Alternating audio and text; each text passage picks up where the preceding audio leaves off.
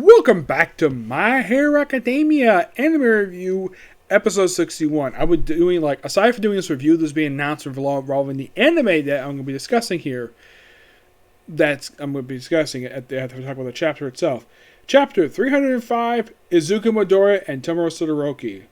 Chapter starts off with, All Might's mentor asking, can you kill Todoroki? It's not a request. It's about your resolve. Basically, she's asking Deku, the current holder of One For All, to kill her grandson. And this is discussion over that. And then we see, I don't know this guy's name. He's one of their hosts. I believe he's the second host of the quirk.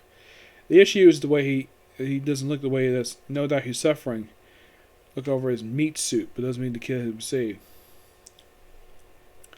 Even a stick like that, his eyes are filled with nothing but hate. That's how he was groomed. My brother's own damaged body holds back. Yeah, the first host, in case you don't know, he is the older brother of All For One, who actually broke out of jail a few chapters back. Yes, this kind of in a way... Now, this is a continuation of what happened last chapter, which I'll discuss more about that. So, basically, I'm plan for One For All, where they all discuss basically the various battles with him. I mentioned because the origin for One For All was itself a powerful will that refused to submit for All For One. The basic premise is that One For All is tasked to destroy All For One. It seemed Yegi accomplished this, but Teshibara managed to rise again. And then she asks again, Izuku, I'm telling you this is incredibly unfair to you, especially all the talk how we walk away from this. Tomura Todoroki is my grandson. To better fight All For One, that I removed myself from my son's life, and Tomura was the end result. It was shameful, but for an adult who failed over and over to burn a boat over 16 who with her own doubts. I know that, but it's all the same. If the thing goes to the ultimate evil, nobody will stop it. And some people can't be saved. If a person looks like they need to be saving, it turns out to be beyond saving. Will you have the resolve to kill him if that it takes? And then Deku basically responds, I could see he was hurting, or rather, I can feel it. When Todoroki's consciousness invaded One For All. When he was so focused on his own dream, I felt also rage. I felt a little boy crying. Everyone's shocked to hear this. Up until now, I've come with all types. That few is back down, so fighting was no way to stop them. And we see Muscular, Stain, and Overhaul. Great villains. I mean, Muscular, up until recently, had not been seen since the Forced Camp Training arc. Overhaul, basically, is in jail. And he's quirkless because his hands were destroyed. Stain has not been seen since his own self-titled arc. And he's in jail too. Well, actually, he's actually in a coma. Yeah, he's in a coma because, he got the crap beat out of him by Deku, Ingenium, and Bakudo. No, Bakudo. Shudo. Bakudo was off someplace else.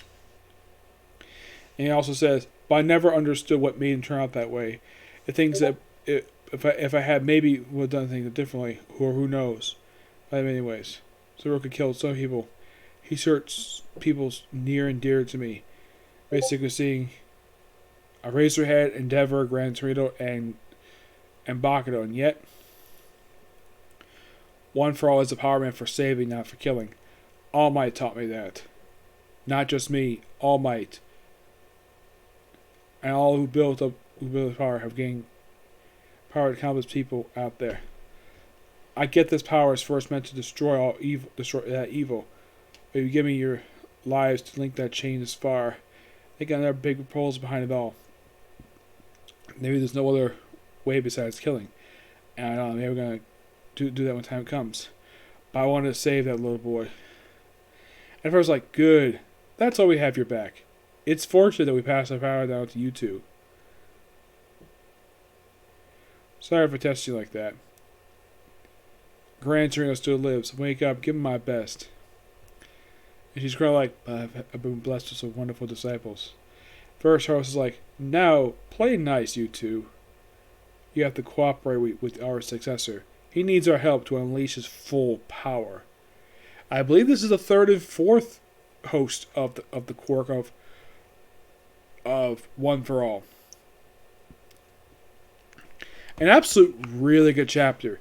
May not be action per se, but it's a good character piece and develops basically. It's good character development for the quirk of All for One, seeing all the hosts of the previous host of One for All, which is great. And it's possible that next chapter we're finally going to go out of this and maybe Deku will wake up and talk to All Might. One thing I hope to see is basically Otaku basically give him a hug to see that he's alive. And maybe she'll confess her feelings for him. I hope so, because the readers have known she's had a thing for him for a long time. I mean, it's basically been theorized for a long time that Deku's got feelings for her too. It's been hinted at multiple times. Otaku, it's quite obvious. But in the case Deku, it's implied. But I think he does. Yep. So, yeah, that's it for particular review. Stay tuned for my reviews for Boruto and another Comic Corner, and that'll be pretty much it for today. Yes, 4 straight videos, though you're probably noticing the light around me, or it looks like I keep getting later and later. Well, that's because basically I was out for like an hour doing some shopping. That was basically the reason for that. But it'd be 4 videos in a row, then Boruto, and then Comic Corner. That'd be pretty much it for today. As for if I do a video tomorrow, it's possible. The only videos I can think of I probably could do tomorrow, because I think I want to cap out with 6, because 6 is a lot. So what I'll probably do is I'll try to get a chance to do the newest chapters of Black Butler, because I haven't done a chapter review for that since November, and One Punch Man. I'm going to try to review newest chapters released for these series, presumably in, I don't know if today per se, but maybe tomorrow. Okay? Just a video. Bye.